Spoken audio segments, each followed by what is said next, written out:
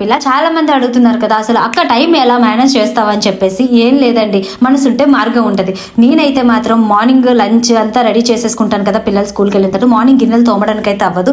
వచ్చిన తర్వాత గిన్నెలన్నీ తోమేసుకొని మొత్తం అంతా క్లీన్ చేసేసుకొని కుకింగ్ ఒక పక్క రెడీ చేసుకొని కిచెన్ మొత్తం క్లీన్ అయిన తర్వాత వంట స్టార్ట్ చేస్తానండి.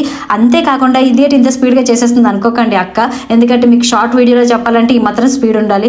ఎందుకంటే ఆ రోజు ఇల్లు క్లీనింగ్స్ కూడా ఉండడం బట్టి మొత్తం క్లీనింగ్స్కి కర్టన్స్ అవి మార్చుకున్నాను. ఎక్స్ట్రా పని ఉన్న రోజు తప్పదు ఇంకా.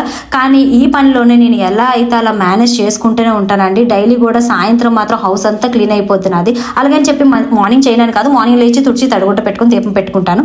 ఈ గ్యాప్లో మళ్ళీ వెజిటేబుల్స్ ఏమీ లేకపోయినా మార్కెట్కి వెళ్ళి వెజిటేబుల్స్ కూడా తెచ్చుకుంటాను. మా సీతం ధరలో ఏంటంటే ఈవినింగ్ 8:30 వరకు వెజిటేబుల్స్ దొరుకుతాయి. నాకు అదే ప్లస్ పాయింట్ అనమాట. నాకు కావాల్సినవన్నీ తీసుకొని ఇంకా ఇంటికి వచ్చేసి మళ్ళీ కుకింగ్ అంతా ఫినిష్ చేసుకొని, కుకింగ్ ఫినిష్ చేసే టైంలోని కొద్దో గొప్ప ఖాళీ ఉంటే మళ్ళీ వెజిటేబుల్స్ అన్నీ సర్దుకొని కుకింగ్ ఒక పక్క చేసుకొని ఈ